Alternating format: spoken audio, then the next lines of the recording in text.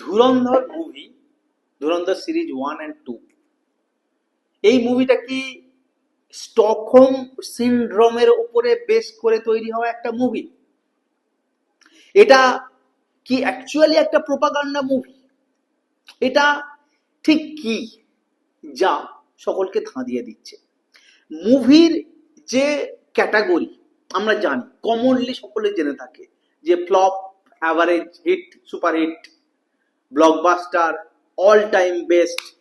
এই যে ক্যাটাগরি, এই ক্যাটাগরির মধ্যে সব ধরনের সিনেমা আছে আমাদের কাছে, উদাহরণ হিসেবে আমরা এক চান্সে বলে দিতে পারি। বাট ধুরন্ধর বোধহয় এই ক্যাটাগরিকে রিক্লাসিফাই করবে এরকম একটা জায়গায়, এরকম একটা উচ্চতায় পৌঁছে গেছে। এমন দারুণ, ভীষণ জনপ্রিয় এবং একটা কমার্শিয়াল সাকসেস মুভি হয়েছে, এবং এর সাফল্য ক্রমাগত, ক্রমবর্ধমান, আকাশ ছোঁয়া। কারণটা কি? প্রেমের cinema, suspense thriller, spy thriller, horror, violence, সব ক্যাটাগরিতেই আমরা প্রচুর মুভি জানি। Romance, revenge. বাট ধুরন্ধরের সাকসেস যেন একটু অন্যরকম, এবং ধুরন্ধরকে বোধহয় রিলেট করছে সমগ্র ভারতবাসী। সাফল্যের পেছনে ভারতবাসীদের অবদান এক কথা স্বীকার্য। ব্যাপারটা কিন্তু বাংলাতে এটার উপরে কোনো ক্লাস নেই, অথচ বাঙালি ছেলে মেয়ে বা বাঙালি সন্তানেরা ধুরন্ধর সিনেমাটা যে কম দেখেছে এরকম কিন্তু নয়, প্রচুর দেখেছে। তো আমরা আজকে বাংলাতে এটার ওপরে একটা ছোট্ট ডিসকাশন করি। ডিসকাশনটা অবশ্যই এটা নয় যে ধুরন্ধর সিনেমার রিভিউ কেমন হলো, কেমন লেগেছে, না। আমাদের আজকের ক্লাসের মেন মোটিভ, উদ্দেশ্য এই যে ধুরন্ধরের সাকসেসের পিছনে কি কারণ, কোন জায়গায় ধুরন্ধর সিনেমাটা বাকিদের থেকে আলাদা। ওকে, কি কি নতুন রয়েছে ধুরন্ধর সিনেমায়, আমরা আজকের এই ক্লাসে ডিসকাস করব। এবং অবশ্যই আমি মনে করব যে আমি আজকের এই ক্লাসে যেটা প্রেজেন্ট করব সেটাই ফাইনাল না, এর বাইরেও কোনো পয়েন্ট, কোনো থিওরি, কোনো ওপিনিয়ন থাকতে পারে, যা আপনারা অবশ্যই কমেন্ট সেকশনে জানাবেন যে কি কারণ রয়েছে যে ধুরন্ধর সবকিছু ধরা ছোঁয়ার বাইরে চলে যাচ্ছে। শুরু করা যাক, let's start. Welcome to civil service for desi guys. এটা তো প্রাথমিকভাবে অনস্বীকার্য যে একটা spy thriller movie Dhurandhar. Spy thriller movie আমরা যে কম জানি, কম দেখেছি তা না। সে জেমস বন্ড সিরিজ হোক, জ্যাসন বন্ড সিরিজ হোক, মিশন ইম্পসিবল, হলিউডের প্রচুর সিনেমা দেখেছি, তো আমাদের একটা ধারণা মোটামুটি আছে। বাট ভারতবর্ষের নিরিখে, বলিউডের নিরিখে ধুরন্ধর যেন একটা প্যারাডিম শিফট করে ফেলেছে, বা একটা নতুন মাইলস্টোন অ্যাচিভ করেছে। আর মাইলস্টোনটা কি? মাইলস্টোনটা হচ্ছে যে হলিউড সিনেমাগুলোর পরিপ্রেক্ষিতে ভারতবর্ষের বলিউডে যে স্পাই থ্রিলার গুলো হতো বা বানানো হতো, সেগুলো বেসিক্যালি কি ছিল সেটা আমরা ধুরন্ধর দেখার পরে বুঝতে পেরেছি। এবং সেটা হচ্ছে এক প্রকার, এক কথায় মিথ্যাচারণ, বা ইংরেজিতে বললে অ্যানিমেশন। ওকে, অর্থাৎ আমাদের সামনে স্পাই মুভি বলতে যে সিনেমাগুলো রয়েছে, ওকে, যেমন ধরা যাক জওয়ান, যেমন ধরা যাক আমাদের ওয়্যার, এই মুভিগুলোতে বেসিক্যালি চরিত্রগুলো এক একটা যেন কমিক চরিত্র। কমিক চরিত্র কেন? কমিক চরিত্র হচ্ছে যে চরিত্রগুলোতে কোনো স্পাই, একটা এজেন্টের ফিলিংস নেই।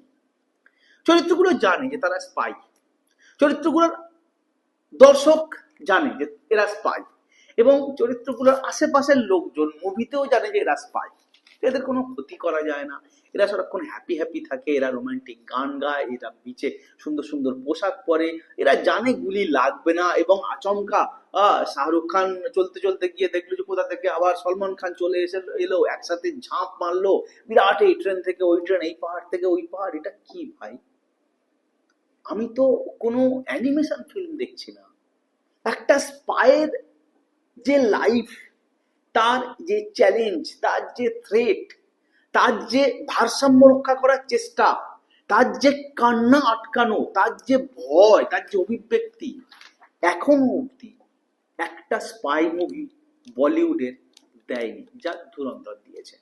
তো ধুরন্ধর এই জায়গায় সবচেয়ে এগিয়ে। আমরা ধুরন্ধর সিনেমা কোথায় আলাদা বা কেন এত সফলের যদি ব্যাখ্যা করতে যাই, তাহলে তিন ভাগে আমরা এটাকে ভাগ করতে পারি, বা তিনটে প্রধান সেক্টরে এর কারণগুলোকে আমরা বসাতে পারি। একটা হচ্ছে, সেটা হচ্ছে যে basic reason. So first basic reason হচ্ছে এইটা, যে ধুরন্ধর আমাদের একটা প্রকৃত স্পাই থ্রিলার মুভি দেখিয়েছে এবং প্রমাণ করে দিয়েছে যে আগের যে স্পাই থ্রিলার মুভিগুলো ছিল সেগুলো এক কথায় খেলনা ছিল। ঠিক আছে, হলিউড থেকে বানানো, কপি করা, প্রচন্ড অ্যাকশন হচ্ছে, পাহাড় ভেঙে যাচ্ছে, হেলিকপ্টার উড়ে যাচ্ছে, এরোপ্লেন ক্র্যাশ করছে, জলে স্থলে রনে জনে জঙ্গলে লড়াই হচ্ছে, এটা এরকম হয় না। ওকে, এইটা ধুরন্ধর প্রথম কাজ করেছে। ধুরন্ধর সেকেন্ড কাজ কি করেছে? সেকেন্ড কাজ ধুরন্ধর যেটা করেছে সেটা হচ্ছে যে ফ্যাক্ট ইজ ফ্যাক্ট। ধুরন্ধর এইটাকে বুঝিয়েছে, এটাকে দেখিয়েছে, ভারতবাসীকে এটা প্রতীতি করিয়েছে, অনুভূতি দিয়েছে। What is fact is fact? Fact is fact হচ্ছে এই যে পরপর যখন দুবার স্বাধীনতার সময় এবং 1970 এই পিরিয়ডটায় পাকিস্তান একাধিকবার ভারতের সাথে কনফ্রন্টেশন করতে এলো এবং মুখোমুখি সম্মুখ সমরে হেরে গেল, তখন পাকিস্তান বুঝলো যে সোজাসুজি ভারতবর্ষকে হারানো কঠিন। সেই জন্যে সেই সময়কার যিনি পাকিস্তানের আর্মি জেনারেল ছিলেন ইয়াকুব খান, তার কয়েকজন বিশেষ পছন্দের আর্মি মেজর ছিলেন। তার মধ্যে একজন ছিলেন জুলফিকার আলী ভুট্টো। তিনি প্রথমে একটা কনসেপ্ট বার করেছিলেন যে সামনাসামনি তো আমরা পাচ্ছি না, এসব চোরাগোপ্তা আক্রমণ করি। এই চোরাগোপ্তা আক্রমণের একটা বুকিস নাম দেওয়া হয়েছিল যে ব্লিড ইন্ডিয়া ইন্টু 1000 কাটস, অর্থাৎ ভারতবর্ষকে শতচ্ছিন্নভাবে রক্তাক্ত করো, যেটা পরবর্তীকালে আর্মি চিফ জিয়াউল হক হাইপ দেয়। পরবর্তীকালে ইউএনএসসির কোনো একটা সভাতে সে এটা বলে, প্রকাশ করতে থাকে, এবং পাকিস্তানি মিলিটারির আর্মির যে মিশন, যে টার্গেট গোল, তার মধ্যে এই কনসেপ্টটাকে স্ট্রিমলাইন করা হয়। So it's true. এবং এই সত্যটা আমরা বুঝতে পারি কিভাবে? আমরা বুঝতে পারি যখন আমাদের পার্লামেন্টে অ্যাটাক হয়, যখন আমাদের কোনো একটা রাজ্যে বা মণিপুরে ধরা যাক উদাহরণ হিসেবে দাঙ্গা হয়, যখন কোথাও একটা নকশাল সমস্যা হয়, কেন?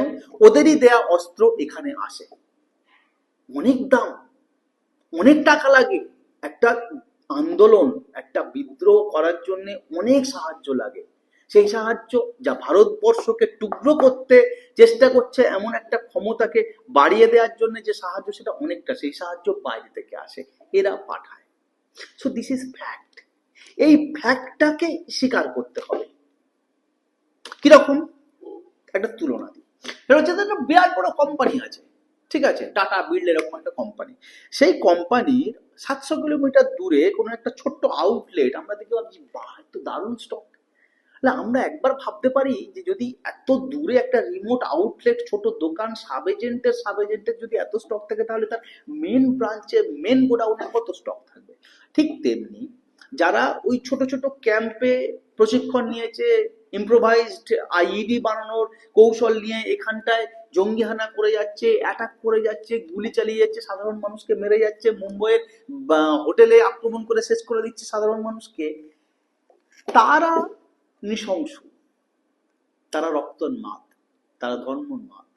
একবার ভেবে দেখুন আপনারা, যদি তারা এইটা করতে পারে, তাহলে যেখান থেকে তাদের সূত্রপাত, যেখানে তাদের সূচনা, সেই আইএসআই কতটা নিষ্ঠুর, কতটা অমানবিক, কতটা রক্ত লালসাপূর্ণ হতে পারে ভারতবর্ষের প্রতি।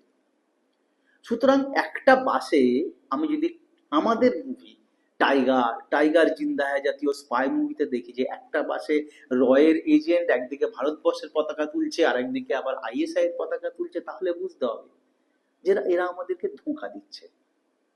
এরা ভারতবর্ষকে নয়, পাকিস্তানের পতাকাই বরং তুলছে, কেননা এটা সম্ভব নয়।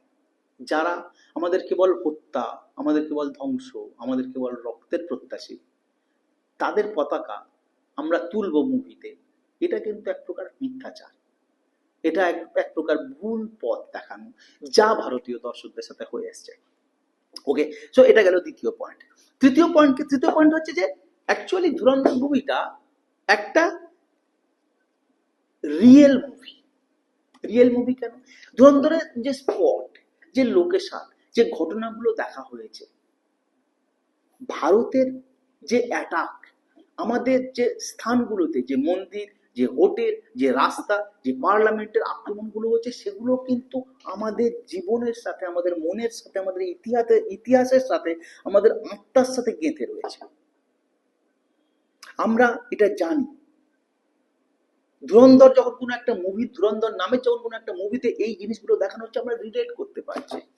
মুভি অনেক হিট হয়েছে, হিট মুভির সংখ্যা কম নয়, বাট যেমন ধরা যাক, আমি যদি বলি বাহুবলী 1-2, KGF 1-2, পুষ্পা 1-2, মুভি সব ভালো, কিন্তু ধুরন্ধর দেখার পর এই মুভিগুলোকে মনে হয় যে এগুলো ফিকশন স্টোরি।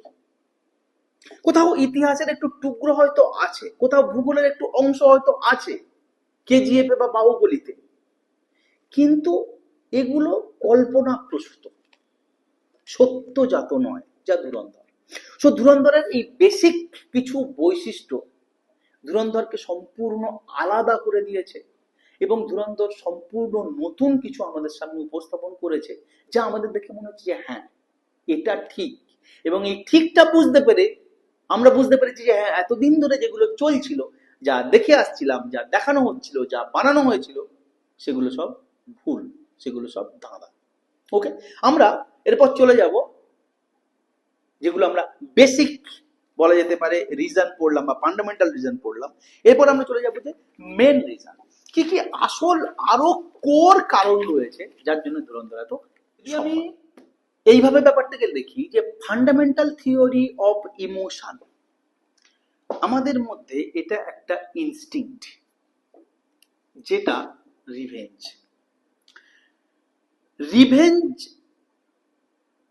রিভেঞ্জের ওপর বানানো মুভি প্রচুর আছে, হিট হয়েছে, সুপার ডুপার হিট হয়েছে আমাদের এখানে। যেমন ঘাতক, ঘায়েল, শোলে, শশাঙ্ক রিডেম্পশন, গুলাম। আমরা কিভাবে রিলেট করি সিনেমাগুলোতে? রিভেঞ্জ মুভি কেন সাকসেসফুল হয়? সাকসেসফুল হয় তার কারণ আমরা দেখি যে একজন মার খাচ্ছে, একটা লোক, একটা ব্যক্তি, একটা গোষ্ঠী, একটা কমিউনিটি, একটা জায়গা, তারা মার খাচ্ছে, অকারণে তাদের সাথে অন্যায় হচ্ছে, এবং সময়ের পর সময়, বছরের পর বছর ধরে সেটা হয়েই চলেছে। যখন এই মার খাওয়া, পদদলিত, নিপীড়িত, রক্তাক্ত গোষ্ঠী, মানুষটা বা দলটা সোজা হয়ে ঘুরে পাল্টা মারা শুরু করে, তখন আমাদের স্যাটিসফ্যাকশন লাগে, দর্শকের ভালো লাগে, সে নিজের লাইফের সাথে রিলেট করতে থাকে যে হ্যাঁ, এই অন্যায়টা হচ্ছিল, এই অন্যায়টার একটা সুরাহা হচ্ছে, এবারে এই মারটা খাচ্ছিলাম আমরা এতদিন ধরে, এই মারটাকে এবার আমরা পাল্টা মার দেবো, বা সেই লোকটা দেবে আমার হয়ে। রিভেঞ্জ মুভি তাই সাকসেসফুল হয়। নামগুলো বললাম, একবার মিলিয়ে দেখো। ঠিক তেমনি ধুরন্ধরে যে মুভিটা তৈরি করা হয়েছে, সেই মুভিটা আমাদের একটা স্মৃতির পথ অতিক্রম করে দেখানো হয়েছে যে আমরা কত জায়গায় মার খেয়েছি। একটা বোমা ব্লাস্টে সাধারণ মানুষ মরেছে, একটা জঙ্গি অ্যাটাকে ধর্মের ভিত্তিতে সাধারণ মানুষ মরেছে, একটা জায়গায় সাধারণ মানুষের বাইরে জওয়ান মরে আচমকা জঙ্গি আক্রমণে, সিআরপিএফ, সিআইএসএফ, স্টেট পুলিশ, কে না মরেছে, ভারতবর্ষের কোন ক্যাটাগরি বেঁচেছে এই রকম ধরনের আক্রান্ত হওয়া থেকে। সুতরাং আমাদের স্মৃতির পথ জুড়ে লম্বা ভাবে আমরা রক্তাক্ত হয়েছি, মার খেয়েছি। ধুরন্ধর মুভির প্রথম বৈশিষ্ট্য হচ্ছে যে সিনেমার মধ্যে দিয়ে আমাদের একটা স্বপ্ন সফল করেছে যে আমরাও পাল্টা মারতে পারি, আমরাও পাল্টা মেরেছি। তো এই যে রিভেঞ্জ, ধুরন্ধর মুভির পার্ট 2 রিভেঞ্জ নামের বলা যায় বৈশিষ্ট্য, বা রিভেঞ্জ নামের নামকরণের সফলতা এইটা যে ওই রিভেঞ্জটা ওই লোকটা ছিল না, লোকটা অর্থাৎ সিনেমার নায়ক যশ কীর্তি। পাঞ্জাবিতে অন্যরকম ভাবে যশ কীর্তি উচ্চারণ করা হয়, বাট অ্যাকচুয়ালি যশ কীর্তির রিভেঞ্জটা ছিল না। রিভেঞ্জ ছিল সারা ভারতবাসী, যারা বা যে দেশের মানুষরা বছরের পর বছর একটা বিরাট যুগ ধরে মার খেয়ে আসছে নানা জায়গায়, রিভেঞ্জটা পুরো দেশের, তাই পুরো দেশ সিনেমাটাকে সাপোর্ট করছে।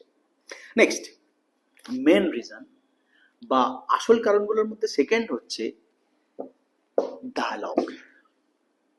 ডায়ালগ কি? ডায়ালগ হচ্ছে ভারতবর্ষ কিন্তু অনেকদিন আগে পাকিস্তানকে ছাড়িয়ে গেছে।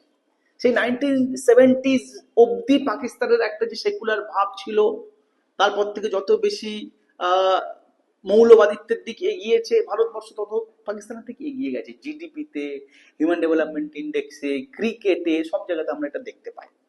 ওকে, আমরা পাকিস্তানকে আর তেমন খুব একটা গণ্য করি না প্রতিপক্ষ হিসেবে। আমরা চায়নাকে দেখি, আমরা আমেরিকাকে দেখি, আমরা সেরকম জায়গায় সেরকম পরিমণ্ডলে আমরা আমাদের প্রভাব বিস্তার করার চেষ্টা করি। বাট আমরা যাকে ইগনোর করে দিয়েছি, আমরা যাকে আর ধর্তব্যের মধ্যে ধরি না, তারা কিন্তু ক্ষতি করেই যায় গ্যাপে গ্যাপে। তো এই ক্ষতিটা এমন, তাতে আমাদের এত রক্ত ঝরেছে যে আমরা যতই ইগনোর করি না কেন, আমাদের কিন্তু রক্ত ঝরেই যায়। তো সেই জায়গায় দাঁড়িয়ে এই যে মনের কথা, যে তার করে গিয়ে পাকিস্তানের ভিতরে ঢুকে তাকে টুকরো করে ফেলতে হবে, so hurt it from the core, from the very core of that state. ও আমাকে মারবার আগে আমি ওকে মারবো, এই যে কনসেপ্ট, এই কনসেপ্ট ধুরন্ধর মুভি আমাদেরকে দিয়েছে অবশ্যই। এবং এই কনসেপ্টের সাথে আমরা আলোচনা করবো যে ধুরন্ধর মুভি আমাদের কি আর কি কি কনসেপ্ট দিয়েছে। এর সাথে কনসেপ্ট দিয়েছে অনেক রকম, এবং সেই কনসেপ্টের কথাতে চলে আসে যে ন্যাশনালিজম বা প্যাট্রিয়টিজম। কোথাও কোথাও উগ্র প্যাট্রিয়টিজম বলা হয়, বাট একটা কথা ঠিক যে প্যাট্রিয়টিজমের পরিপ্রেক্ষিতে সিনেমা কিন্তু এগেন ব্লকবাস্টার হয়, হিট হয়। আমরা অনেক উদাহরণ পাবো, যেমন বিগিল, বর্ডার, চক দে ইন্ডিয়া। ওকে, সবগুলো কিন্তু নানাভাবেই, কোথাও মাঠের যুদ্ধ, কোথাও খেলার যুদ্ধ, কোথাও প্র্যাকটিক্যালি গুলিগোলার যুদ্ধ, ভারতের জিত, যে দেশাত্মবোধ তৈরি করে, যে অনুপ্রেরণা তৈরি করে, সিনেমা হিট হয়। ঠিক সেই সিরিজে কিন্তু ধুরন্ধর পড়ে, যেখানটায় আমরাও বলতে পারি যে কনসেপ্ট এইটা যে India first, India first, nation first, দেশ আমাদের মা, এই কনসেপ্ট গুলো ধুরন্ধর কিন্তু দেয়। ধুরন্ধর কি দেয়?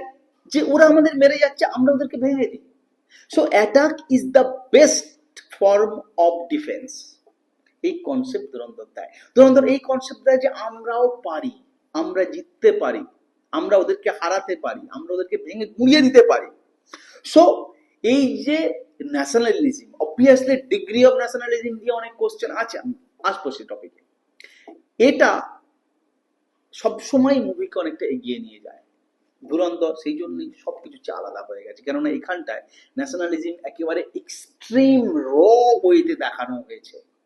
বেসিক্যালি একটা স্পাইয়ের লাইফে কিন্তু ঠিক এরকম ভাবেই ন্যাশনালিজমটা আসে, কোনো হালকা ফুলকা খেলার ছড়ে বাঁশি বাজাতে বাজাতে নয়। আমরা এরপর আলোচনা করব কিছু পেরিফেরিয়াল রিজন বা আনুষঙ্গিক কারণ, যে কেন ধুরন্ধর এত। বেতাব একটা মুভি, সানি দেওলের, অমৃতা সিং, মনে আছে? সিনেমায় দেখা যাচ্ছে যে কাউকে কিডন্যাপ করা হয়েছে। এখন যাকে কিডন্যাপ করা হয়েছে সে সময়ের সাথে সাথে যে কিডন্যাপ করেছে অর্থাৎ কিডন্যাপার, তার প্রতি সহানুভূতিশীল হয়ে পড়ছে, তাকে ভালোবেসে ফেলছে, বাড়ি যেতে চাইছে না। বেতাব সিনেমার এটা ঘটনা ছিল। এই এই যে ফিলিংস, ঠিক আছে, এই ফিলিংসটাকে বলা হয় স্টকহোম সিনড্রোম। স্টকহোম সিনড্রোম কি, কোথা থেকে এলো, আর একটু ডিটেলে গিয়ে আপনারা জেনে নিতে পারেন গুগলে। এটা একটা আলাদা টপিক, একটা বড় ডোমেন, আমি সেখানে যাচ্ছি না। ধুরন্ধর মুভির বৈশিষ্ট্য হচ্ছে যে একটা স্টকহোম সিনড্রোমের উপরে বানানো ছবি। কেমন সেটা? সিনেমায় যে ক্যারেক্টারগুলো দেখানো হয়েছে, যে ভায়োলেন্স দেখানো হয়েছে, তা কিন্তু আমরা আমাদের সাধারণ জীবনে একেবারেই পছন্দ করি না, আমরা তার মধ্যে ঢুকি না, আমরা বাইরে থেকে থাকি, আমরা সেগুলোকে অপছন্দ করি, ঘৃণা করি। বাট সিনেমায় দেখানো ওই ভায়োলেন্স গুলো যারা করছে, আমরা যেন তাদেরকে সাপোর্ট করছি, যেন তুমি ঠিক করছো, এটা করা দরকার। অর্থাৎ সিনেমায় ভায়োলেন্স ক্রিয়েটাররা আমাদেরকে সহানুভূতিশীল করে ফেলছি তাদের প্রতি। তো ধুরন্ধর সিনেমায় একটা খুব সূক্ষ্মভাবে স্টকহোম সিনড্রোম অ্যাপ্লাই করা হয়েছে, যা সিনেমা সাফল্যের অন্যতম কারণ। নাও আসে কিছু কোশ্চেন অ্যাবাউট প্রোপাগান্ডা মুভি। অনেকেই এই বিষয়ে অভিযোগ করেছে যে কিছু নির্দিষ্ট দলের হয়ে, কিছু নির্দিষ্ট আদর্শের হয়ে মুভিটা কথা বলে, তাদের আদর্শকে অনেক বেশি সাফল্যপূর্ণ দেখানোর চেষ্টা করা হয়েছে সিনেমার মধ্যে দিয়ে, বা সোজা কথায় কারোর একটা নীতিকে, কারোর একটা মতকে সাপোর্ট করা হয়েছে। থিং ইজ দ্যাট এইরকম ভাবে দেখতে গেলে প্রায় প্রতিটা সিনেমায় তো কিছু না কিছু মেসেজ দিয়ে থাকে, এবং সব সময় যখন ক্ষমতায় যে থাকবে সিনেমা তার প্রতি, তার মনোভঙ্গের, তার মনোভাবের প্রতি অনুরূপ হবে, অনুরণন ঘটবে তার।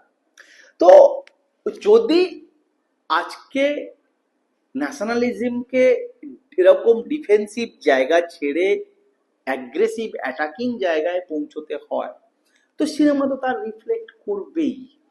সুতরাং প্রোপাগান্ডা এই অভিযোগটা যদি ধুরন্ধরকে দিতে হয়, তাহলে এরকম প্রচুর মুভি রয়েছে, প্রচুর মুভি রয়েছে যেখানে প্রোপাগান্ডার অভিযোগ দিয়ে শেষ করা যাবে না। সুতরাং এরকম অভিযোগটা বড্ড এক পেশে আর একতরফা হয়ে যায়।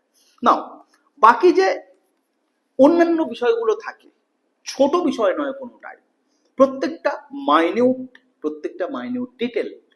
যেমন ধরা যাক ভিএফএক্স, অ্যাকশন, সিনেমাটোগ্রাফি ধুরন্ধরের ক্ষেত্রে অসাধারণ ছিল।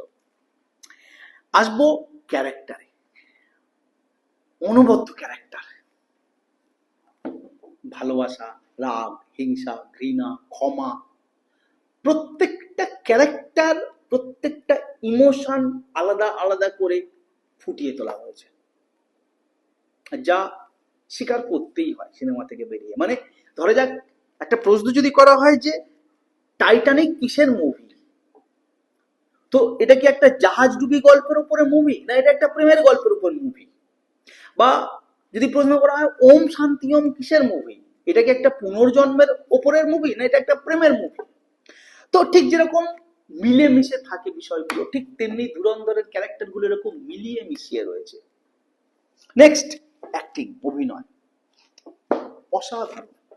অভিনয় নিয়ে সবচেয়ে বেশি যেটা বলা, সেটা হচ্ছে যে বলা যায় আমরা দেখলাম, আমরা বুঝলাম, যে আমরা জানলাম যে একটা স্পাই, একটা গুপ্তচর কিভাবে জীবন কাটায়, কিভাবে সে তার সারা জীবনটাই বলা যায় দেশের জন্য উৎসর্গ করে অন্য নাম, অন্য পরিচয়, অন্য জীবন নিয়ে সে পার করে, যার ইতিহাস এবং বর্তমানের কোনো সংযোগ নেই, এবং সে তার পুরনো জায়গায় ফিরে যাওয়ার কোনো পথ পাবে না।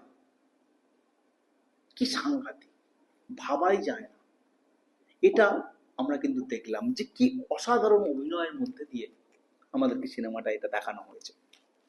অ্যান্ড লাস্ট থিং ফর ধুরন্ধর, যেটা আমার ব্যক্তিগতভাবে খুব চোখ টেনেছে, সেটা হচ্ছে যে কিছু বৈশিষ্ট্য যা সম্পূর্ণ নতুন ধুরন্ধর মুভিতে আমরা পেয়েছি। আগে আমার মনে হয় না কোনো ভারতীয় সিনেমায় এরকম বৈশিষ্ট্য সিনেমাতে আমরা পেয়েছি। প্রথমেই বলি যে প্যাটার্ন অফ স্পাই মুভি ধরনটা পাল্টে দিয়েছে, বলেই দিয়েছি। সেকেন্ড হচ্ছে যেটা খুব ফানি এবং কি বলা যায় আনইমাজিনেবল, সেটা হচ্ছে যে একটা অ্যাকশন, একটা ভায়োলেন্স সিকোয়েন্স চলছে, দৃশ্য চলছে, তার পিছনে একটা প্রেমের গান হচ্ছে, ভাবা যায় এটা কিন্তু এর আগে কোনো হয়নি। থার্ড কি, থার্ড হচ্ছে যে পাকিস্তানের সাথে শত্রুতা রাগ ঢাক না করে বলা হয়েছে। পাকিস্তান যে আমাদের ক্ষতি করে, যেটা সত্যি, সেইটা মুভিতেও বলা হয়েছে। এরকম অনেকভাবে কিছু আইওয়াস হয়। ধরা যাক হায়দার মুভি, ধরা যাক মিশন কাশ্মীর মুভি, তাতে দেখা যাচ্ছে যে কিছু লোক জঙ্গি হয়ে যাচ্ছে, কিছু লোক বোমা ফাটিয়ে দিচ্ছে, বিস্ফোরণ ঘটাচ্ছে, কিছু লোক উন্মাদ হয়ে যাচ্ছে। তার কারণ কি? তার কারণ ভারতীয় সেনাদের অত্যাচার, তার কারণ ভারতবর্ষের রং গভর্নেন্স। এটা কি অ্যাকচুয়াল কারণ? অ্যাকচুয়াল কারণ যা, সেটাই দেখানো হয়েছে। যে দেখুন এইটাই কারণ, কিছু খারাপ এলিমেন্ট এইটাকে তৈরি করছে, এটাই খারাপ। আর লাস্ট, সিনেমাটা সাউথের কপি নয়। মানে এরকম প্রচুর প্রচুর all time best blockbuster movie রয়েছে, আমরা দেখেছি, হাততালি দিয়েছি, আমোদিত হয়েছি, ফিরে এসে গল্প করেছি, আবার সুযোগ পেলে দেখেছি। সিনেমার সিরিজ শেষ হবে না। গজনী, ওয়ান্টেড, সিংঘম, দৃশ্যম,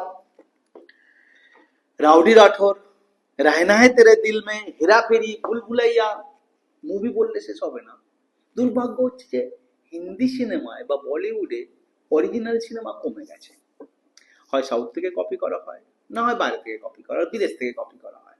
সেই জায়গায় দাঁড়িয়ে ধুরন্ধর কিন্তু একটা অরিজিনাল, একটা নিজস্ব ক্রিয়েশন, কপি ক্রিয়েশন না। সো এইগুলো ধুরন্ধরকে সবকিছুর ওপরে বসিয়েছে।